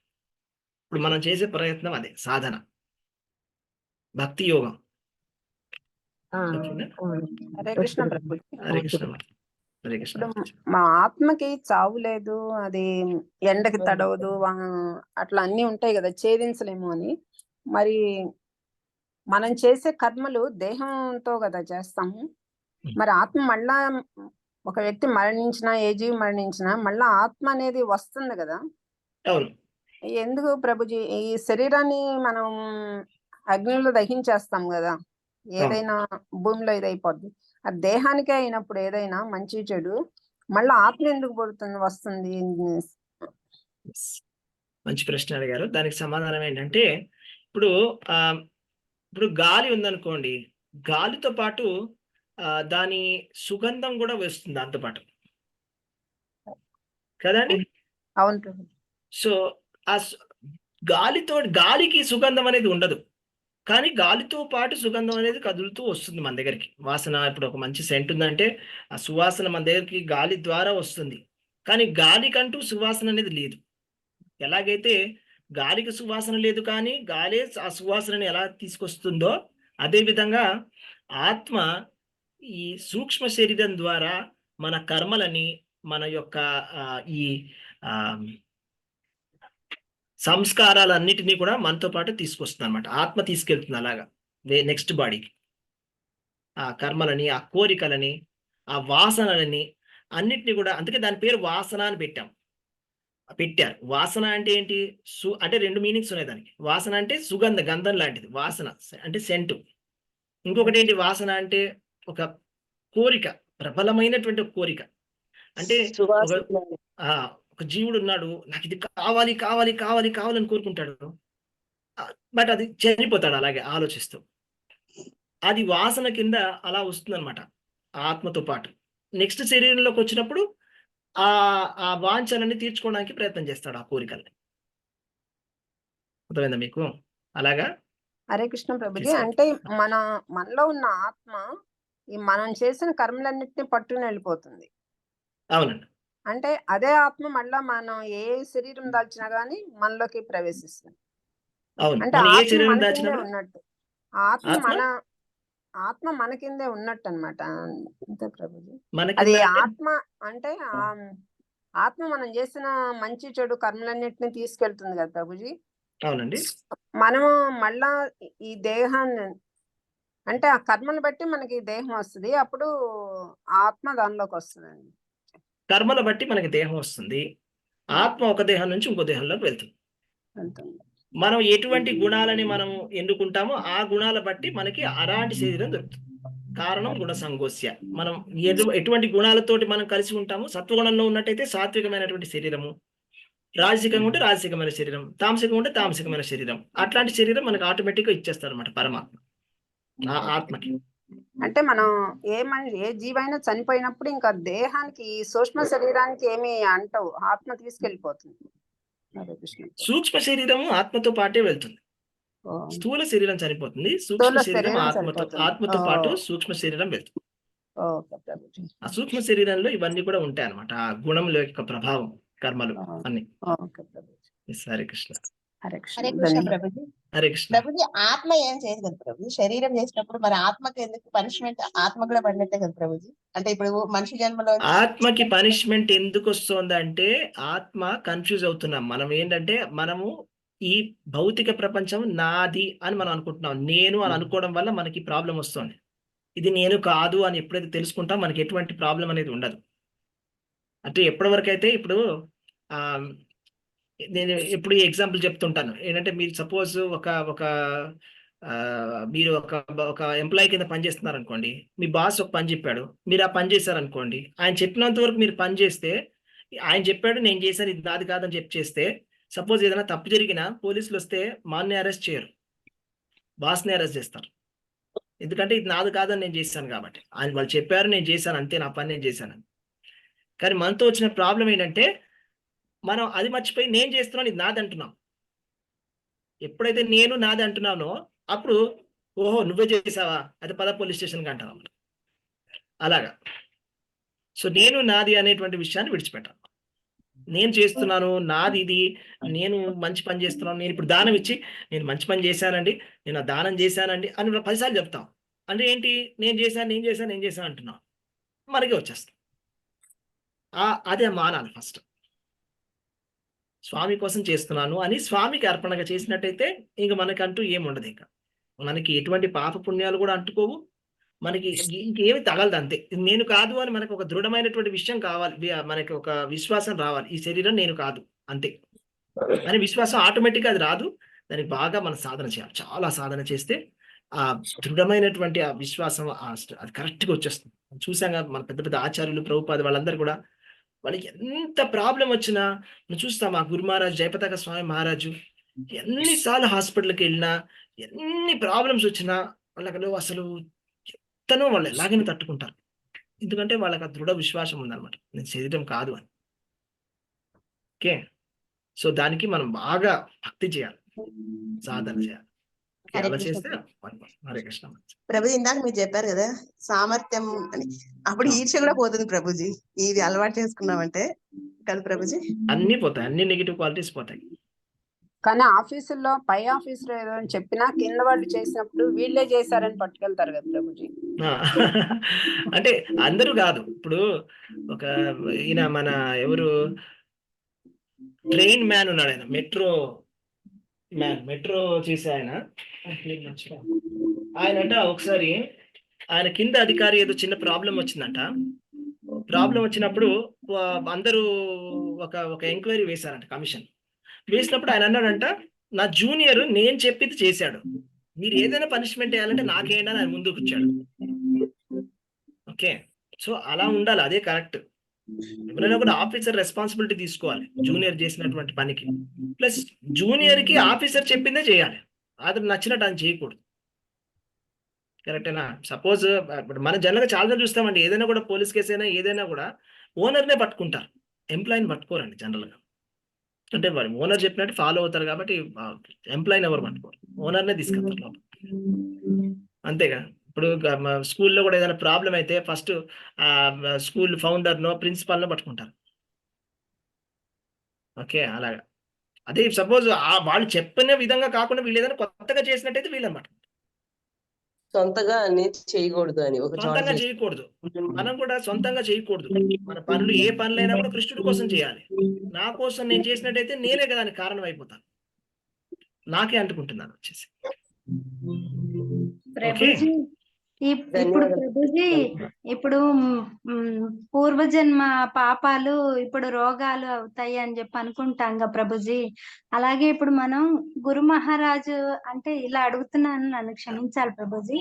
గురు మహారాజు వద్దకు వచ్చేసరికి మనం ఎలా చెప్తున్నాము, మనం చేసిన పాపాలు గురు మహారాజుకి అంటుకొని రోగం రూపేణ అంటున్నాం ప్రభుజీ.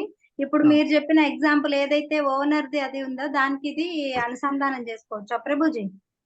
అనుసంధానం చేసుకోవచ్చు, కాకపోతే ఓనర్ ఎవరు?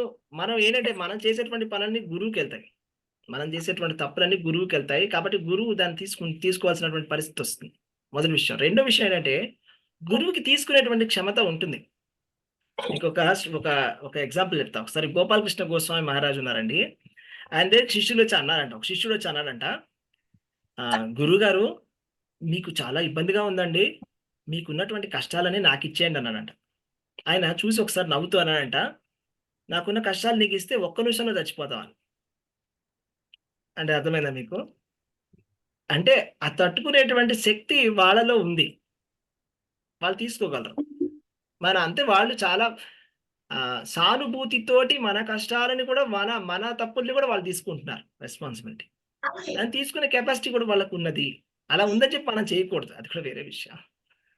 బట్ మనం తెలుసుకోవాల్సింది అది శుద్ధ భక్తుల యొక్క లక్షణం. అది వాళ్ళకి ఆ కెపాసిటీ ఉంటుంది, వాళ్ళు ఏదైనా కూడా తట్టుకోగలరు.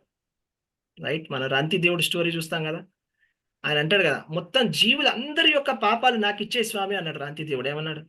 అందరి పాపాలు, మొత్తం జీవులు అందరి పాపాలు నాకు ఇచ్చేసి నేను తీసేసుకుంటున్నాను. సో మనము మన పాపాలకి ప్రతి 5 నిమిషాలకి ఏం కర్మ చేశాను ఏంటో అని అనుకుంటూ ఉంటాం, అవునా కదండి? ఏం కర్మ చేశానో మన కష్టాలను మనం అనుభవించడానికే మన వల్ల కావడం లేదు. కరెక్ట్ కదండి? ఇతరులు వేరే వాళ్ళ కష్టాలు మనకిస్తారంటే వద్దు బాబో వద్దండి. రైట్? అది వాళ్ళ గొప్పతనం అన్నమాట. శుద్ధ భక్తుల యొక్క గొప్పతనం అది. వాళ్ళు ఇతరుల కోసం జీవిస్తారు, వాళ్ళ కోసం వాళ్ళు జీవించారు. Hare Krishna. Okay, thank you. ధన్యవాద ప్రణామం అందరికీ. హరే కృష్ణ. దండవత్ ప్రణామ్. ప్రభుజీ దండవత్ హరే ప్రణామ్. కృష్ణ. చాలా క్వశ్చన్లకు సమాధానాలు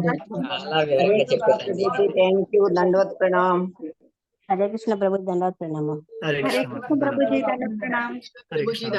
హరే కృష్ణ ప్రభుజీ. ప్రభుజీ మా బాబుని బ్లెస్ చేయండి. డెఫినెట్లీ. మీ బాబు బర్త్డేనా ఇవాళ? కాదు ప్రభుజీ, ఎగ్జామ్ రాస్తున్నాడు. ఎగ్జామ్ రాస్తున్నాడా? ఓకే, డెఫినెట్ గా. Hare Krishna Hare Krishna Krishna Krishna Hare Hare, Hare Rama Rama Rama Hare. Okay, thank you. Hare Krishna అందరికి. ఇవాళ చాలా క్వశ్చన్లకి సమాధానాలు దొరికినాయి Prabhuji. Okay Mataji, Hare Krishna. Thank you. శిల ప్రభుపాదకి పూర్తి చేశారు ప్రభుజీ. హరే చాలా కృష్ణ మాతాజీ. చక్కగా ఉంది ప్రభుజీ క్లాసు. థ్యాంక్ యూ మాతాజీ. హరే కృష్ణ. హరే కృష్ణ ప్రభుజీ. హరే కృష్ణ. బాగుంది ప్రభుజీ. హరే కృష్ణ. Thank you. హరే కృష్ణ. ప్రభుజీ మీరు ఇంత బాగా చెప్తున్నారంటే కృష్ణ భగవాన్ మీకు టాలెంట్ ఇచ్చినట్టే కదా ప్రభుజీ. అది గురువు గారు ఇచ్చినటువంటి టాలెంట్. అదే కృష్ణుడు గురువు ఇచ్చినటువంటి, వాళ్ళు చెప్పింది నేను చెప్పగలుగుతున్నాను. వాళ్ళు ఎప్పుడైతే తీసేస్తారో నేనేం చెప్పలేను. అంతా కూడా భగవంతుడి యొక్క, గురువు యొక్క కృప అంతే, నాదేమి లేదు. Hare Krishna. Thank you. Hare Krishna. Thank you so much ప్రభుజీ. Thank you devotees. మళ్ళీ రేపు చక్కగా ఇంకొక చక్కగా భగవద్గీత సెషన్ లో కలుద్దామండి. హరే కృష్ణ. హరే కృష్ణ మాతాజీ, దండవత్ ప్రణామ్ హరే కృష్ణ మాతాజీ. మాతాజీ. ధన్వత్ హరే ప్రణామ్ కృష్ణ డివోటీస్. మాతాజీ, ధన్యవాద ప్రణామ్. హరే ధన్వత్ కృష్ణ మాతాజీ, ధన్యవాద ప్రణామ్. ధన్వత్ ప్రణామ్ హరే డివోటీస్. కృష్ణ మాతాజీ, ప్రణామాలు. హరే కృష్ణ డివోటీస్. దండవత్ ప్రణామ్ అండి. హరే కృష్ణ. హరే కృష్ణ మాతాజీ. హరే కృష్ణ మాతాజీ. దండవత్ ప్రణామ్ మాతాజీ. హరే కృష్ణ డివోటీస్. చక్కగా మళ్ళీ రేపు భగవద్గీత సెషన్ లో కలుద్దామండి. హరే కృష్ణ. ఇంతే ఉత్సాహంతో మళ్ళీ మనం జాయిన్ అవుదాం. హరే కృష్ణ.